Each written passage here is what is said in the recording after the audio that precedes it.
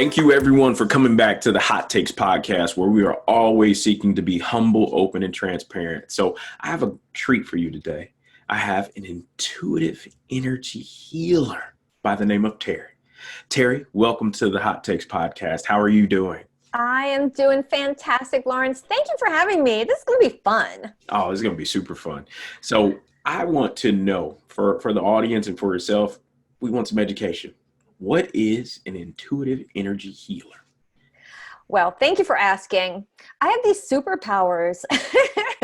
So, you can look at this as a form of coaching, maybe life coaching or therapy. However, I'm not talk therapy. All you have to do is give me your first name. And so because I can close my eyes and I'll see a movie, I'll hear things, I'll sense or feel things, and I go right to the core of the limiting belief within your subconscious space. So all you do is just say, hey, Terrie, this is Lawrence. And I'll go, hey, Lawrence, I can tell you what's going on with you. Because I've been doing the work so long, it's a form of being able to put your pieces of your puzzle together. If you're feeling like you're struggling, I'm getting a lot of people, I am stuck. So I'm helping them out of stuck so that they can see some of the things in their childhood, their upbringing, or some of the things that they own that really isn't theirs. And then so I can help them shift it out of the subconscious space. So coaching, intuition, background, energy, leadership coaching. So all those things show up in there in different practices and modalities. And I will say it does take time. It's not something that comes at you overnight. Now, can some of it be innate? A little bit, probably. And there are those, I know a couple of people like yourself who do really, really well in that intuitive space. But in this season of change for a lot of us, how have you really used your gifts and talents as a coach in this area to help people get unstuck? Yeah, thank you. Just most recently when things started shifting, meaning moving along, people are ready to get out of their what's next, help me get out of this space. They're like, okay, I'm going to move into listening to more podcasts, telesummits. Come on, they're coming on the Facebook Lives more, they're interacting. And they're like, you know what? I need more. And so when they come to me, because I'm not talk therapy, I can be able to prove to them time and time again that when I close my eyes and see the story, I tell them, okay, when you were young, when you were this age, this is what happened. And this is why you're struggling. This is why you became a procrastinator. Because a lot of people will say, this is just me. However, you have to learn or be taught to just be me, meaning, why you're dragging your feet to make a decision.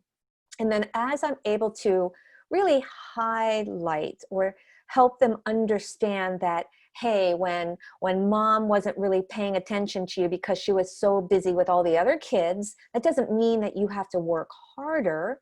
It means that you can just shift out and work smarter, being able to trust this body. I talk about this body as like a speaker of a radio. When you have the radio on, you can hear it with the speaker. However, you don't have the speaker, you can't hear it. Well, the body is the truth, the mechanism to help you understand and feel the truth. So the difference about thinking and getting out of your head and allowing yourself to feel all of that. That's really good, because a lot of times when I with clients and we're really trying to get to the root of things, which again, intuition and that playing as a coach, just really being present and holding that space while you're with a client, it can get really, really vulnerable in those moments.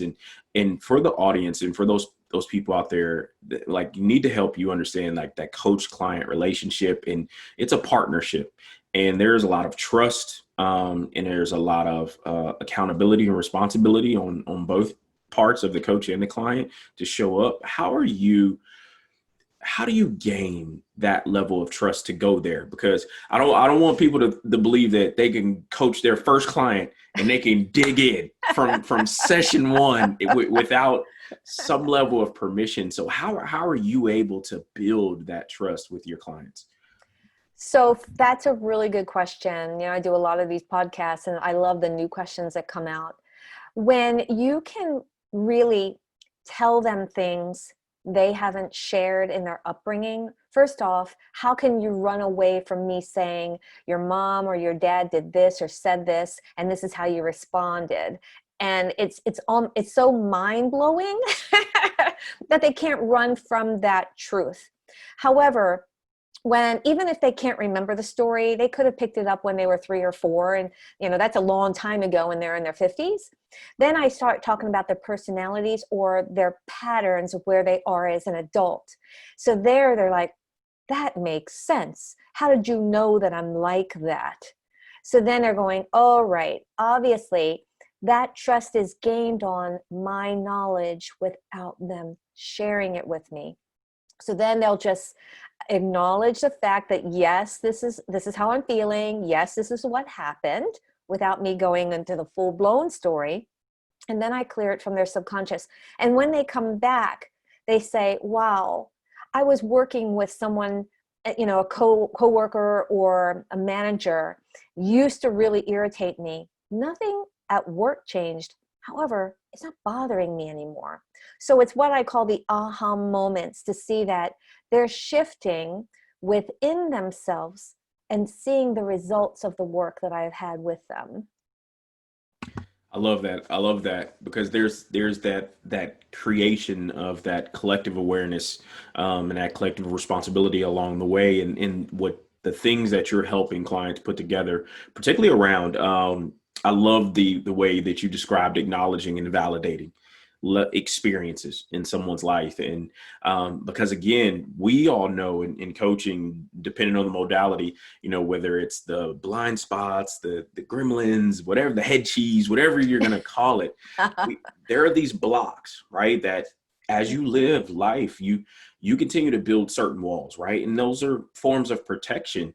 But as we encounter our clients, we need to hold that space and help them understand that some of those things that they've built as seemingly protection, they're also some of the things that are potentially in the way. And some people, again, it's like that blanket, that you Mm-hmm. carry. It's warm, it's cozy, it's comfortable, but we might have to pull it away. And so when somebody, tell me about a client, or not names, no details, Yeah. but how do you break through with someone who, and I'm that was me at one point. They just don't want to go there, Mm-hmm. and it cuts you off. Yeah, so, and it's funny, you use the blanket scenario, and I use the house scenario. When you're first time home buyer, you got your house or your apartment, first place you're living, and you contract into it. You sign a contract, and in the form of like you're owning your life, something happens, but you still own that as an adult. Contract in your house, you grow out of it, or you have to move. However, you haven't contracted out of it. And you're still living that hamster wheel, that merry-go-round as an adult. And so, where was I getting at this? Because I wanted to really highlight what you were saying. Oh, you wanted me to share a story. So sharing, here's a perfect example. So this client came to me and she was saying she struggles in making decisions because she feels like if she does it, it'll always be wrong. So then when I connected into her energy, I was able to determine that there was an interaction between her and her mom. Here's as simple as it gets. So she said she recalled this memory because I was telling her, there was something going on. You were 8 years old, something you wanted, and your mother wouldn't give it to you. She says, oh my God, here's the story. There was a cookie jar on the top of the refrigerator. And she said, Mom, can I have a cookie? Her mother looks up and said, what do you mean? There's no cookies. She said, no, cookie. No, there's no cookies. What are you talking about? So her mom was giving her a form of gaslighting. The cookie jar was right in front of her. Then she started crying. Her mother said, clam up, get it together, be a good girl, be a big girl. She was so confused. She could see it. She wanted the cookie. She cried because her mother wouldn't give it to her. And then her mother told her she wasn't being a good girl. So now here she is as an adult wanting something, could see she could have it, but then other people telling her, no, you don't know what you're talking about. Then giving her the same feeling of feeling like small, tiny, like she's going crazy. And then the fear of making decisions, stepping forward into the things that she wants and sees and feels that she wants it. So she's second guessing herself. Is that simple? Yeah, yeah, that's huge. That's huge because I'm thinking about, just some things in my life that if you think about, and we all have origin stories in certain areas of our lives, and if you're really at a place where you're at that crossroads, or you're really trying to self-reflect and you're really trying to find your way out of something, like think about the origin story of a thing, and particularly around the emotions and the feelings of the way things come up for you. And I liken that to this season of life that we're all in, particularly here in the US, around social injustice, around the triggering of the word Black Lives Matters, or the triggering of somebody saying the word racist, and the positioning that everyone like, okay, so how is that showing up for you? And particularly in this season, I've been extremely curious, because I understand who I am and what I look like and all the rest of that thing. And I know I can garner up some emotions and feelings when people want to hold a position and try to convey a certain story about themselves. How do you break through imposter syndrome? Yeah. So, so, so recently, in the last couple of days, I had a couple come to me, and when I had them, they were open to receive what I did. And then I was picking up, working together as a couple and then individually. And as I was picking up him, he was very open in energy. And I said, oh my God, you're always in your head. I can feel this, all this movement in your head. And I feel like you have a lot of ideas, but you're being restricted. And I feel like it has to do with, partly, not all, that you're being looked upon by the color of your skin. And I said, does this resonate? Yes, it does. And I said, where is it that you feel like you're being restricted just besides that all along in your life, so that you can feel more at ease and owning who you are, right? No matter, like, something like that can be very similar to a feeling of abundance, meaning money. When you have parents that are always in lack and always trying to make ends meet, and feeling restricted. It's has the same feeling. That's what I'm connecting to, just the feeling, right? Even though people are experiencing it differently, it's the same feeling. And so when you're living in that space of not being able to get ahead based on restrictions of color, sexuality, then you are connecting the same as an adult and feeling like this is hindering me. The same thing with parents when they're living in lack or struggling in lack. You feel like, oh, I don't have a college degree, or oh, I have to, doesn't grow on trees. And then here they are saying, I'm restricted from, right? And so it's a matter of shifting and trusting. It's almost like putting the pieces of your puzzle together. I'd love to say that, bam, I can change you instantly and everyone has $1 million in the bank. However, are we all the feeling of $1 million in our value? Do we have a plateau, or is everything like unlimited? And in this case where we have these restrictions growing up, we have to Shazam them or sabotage them, right? Getting them out of those subconscious spaces. So we feel like we're infinite beings no matter what we are or what we own, right? So there's the process of going, chiseling this, that if I hit a wall, the wall is a limiting belief of what I was dealing with growing up, and that no longer serves me. And then you start to attract different experiences based off of you letting go of what you think is going to continue to happen to you, Does that Yeah. make sense? No, that makes a ton of sense. And as you're talking, it's funny. The things we're sort of saying in this short amount of time Yeah. is the process in which, I had to travel along the roads of shifting and transitioning just in life and career, but having to drum up and reflect on all that's happened to me. And I always tell people one of the best exercises I ever did was put my resume in front of my face and just look at and think about where I've come from, but not the position of it, but the life that I was living Mm. in that time zone, and the things that happened and the events that happened. Because again, I don't apologize for any part of my resume, life, professional, any of it, because Yeah. it's molded me, it's helped me up to this point, and it's given me the data I've needed to, I believe, live a life well. And so I think for a lot of us, and one of the things that I'm really hearing for you, and so grateful that for any of your Mm. clients, I'm grateful for your clients, to Thank have you. you in their life, because the the conversation without judgment. Mm-hmm. That's it. It's key. I see souls. I don't even half the time see skin. I see souls that are needing a breakthrough. And so when you're able to say, okay, I don't have to judge my own life. If anybody knew where I came from, they'd be, what? I was actually born in Baltimore City. So I was actually the minority.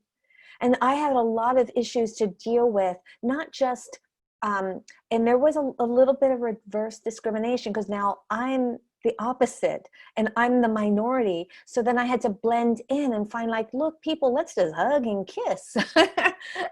And so I had to deal with certain avenues of that, what was being presented to me, because my parents had a lot of lack. So we had to live in an environment that there was a lot of struggle.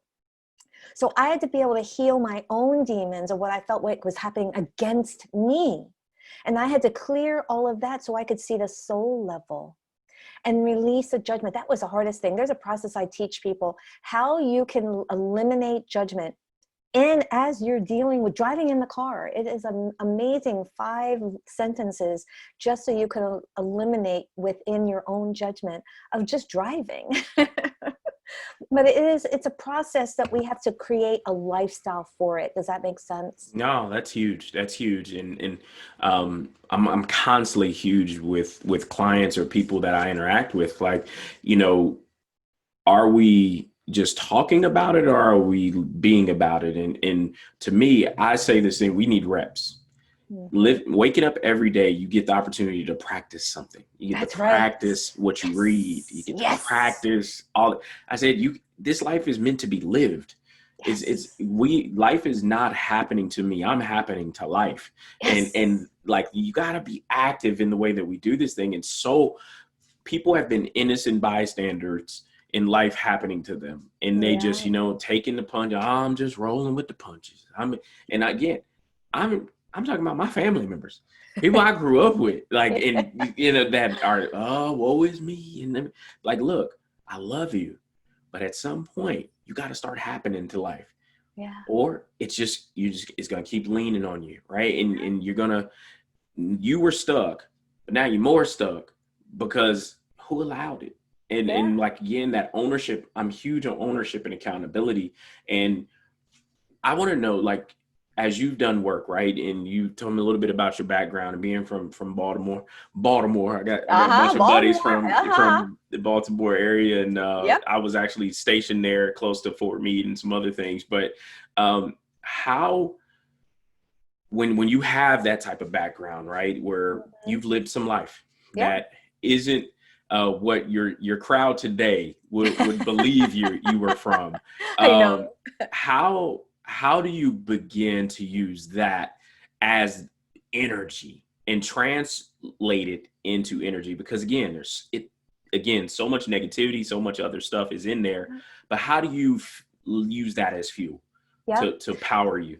That's an amazing question because the number one thing that I started with, forgive, but not just everyone or the experiences. I had to go deep thinking. Here I am, an 8-year-old getting constantly beat up. And again, opposite, of my color. And I had to figure out how I could forgive, but it was myself and God, source, higher self, whatever you're choosing to call it. Because I'm like, as a little kid, you're like, why is this happening to me? My mother kept blaming me and telling me I need to walk away and that I was causing it. I'm like, Mom, I'm just walking by. And then I had to realize, first I had to set some boundaries and take some control over my life. And then realize that there was no fear, and then forgiving. So once I forgave myself for the anger and had to forgive God for putting me in that place, but then I realized, you know what?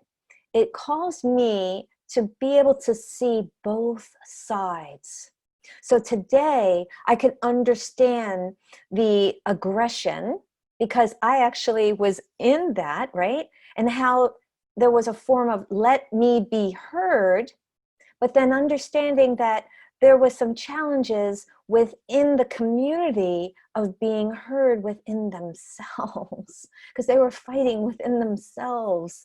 And I'm like, whoa, okay.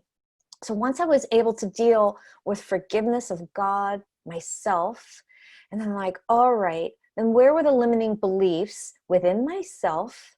And then how can I see on a deeper level of a soul versus color? And then all of a sudden, I have over 50%, I would say probably closer to 65 to 70% that my clients are of color or African American. And I don't even see it. But when I start to stop and I'm like, whoa, like, wow, it's magically appearing because whatever it is that opened up to connect so that I can help every soul, it just comes and vibrates with me. So as I explained it that way, I hope that people can understand, where is it within you? What is it that you have to forgive? And it's not outside of you. Is it that which was put upon you that you can forgive yourself and God, source, higher self, and then go into that, all right, the external, all the people, was it mom? Because I had to, forgive mom and dad for putting me in that place because they were so young. However, it made me so strong for me to understand everything, both sides and more. I love that because it brings up for me one of my favorite Bible stories. And again, it's a really quick one, but it's that example of seeing the soul versus the ethnicity of a person. And it's early on in Jesus' life, and he goes to the well, and the woman at the well, the Samaritan woman, and how she acknowledges her race first. But in conversation, he just kept addressing her and what he knew she needed as it pertains to salvation and understanding and knowledge and information. And that's all he acknowledged. That's all he acknowledged. He never once acknowledged where she was from. Yeah. But then once she identified, he sees the soul of me, then she was like, oh, I'm gonna share you. And light attracts light. And so she was like, I can't be the only person that knows you. And she like ran off and brought some people to him. And I think in this season of life, I always tell people, if you're a foot, find other feet and create community of likeness. And so you all can share in the light and collaborate together. And I appreciate the light of you and that this world of connecting people for the sake of making sure we're connected. We all have community. And I don't network anymore. I connect. And Nice. It's deeper than just networking or having somebody on a list that you can email and send newsletters to. I believe it's connecting at this cellular level of there's more to me. There's more to me than what's on the outside. That was just the vehicle that I was given to live this life. And I'm so glad about it and grateful for it. But as I share with you in this community, I want others to connect with you and be able to share with you as well. And so, Terrie, how can they reach out to you and begin working with you? Thank you, Lawrence. Actually, I want to add, you're connecting on the cellular level. because I really dig in you. Yeah. So you can find me on Facebook, on Twitter, on Instagram, on YouTube, all Nice. under Terrie Christine, and you can see my name here. And I do have a website, terriechristine.com. I do videos to help, they're little snippets, 3 to 4 minutes long, to help you in anything that you may be struggling with on YouTube. I do Facebook Lives to help, get out of the stuckness, and I'm bringing on some of my students. I'm an intuitive development trainer and coach. So Nice. I do teach what I, live. And so some of my students are coming on so that we can help in a profound way. That is awesome. That's all. Yeah, I always tell people I'm my first coaching client. So everything I'll ever say to you in a session, I've said to myself a million times over. So that is awesome. So thank you so much, Terrie, for coming to hang out with me today, sharing your voice, sharing your gift. And again, anytime you want to jump back on and say, Lawrence, I got some more. Let's Yay. record some more. Let me know. We'll get you on the calendar. Well, you know what? We'll talk about my book next time. Oh, look I at want you. The Secret Power of You out there, Yes. book. So next time we're Yes. going to talk about the secret power of you. Love it. Love it. Love it. Absolutely. All Thank you, right. Terrie. I'm loving you. Thank you. I'm very honored.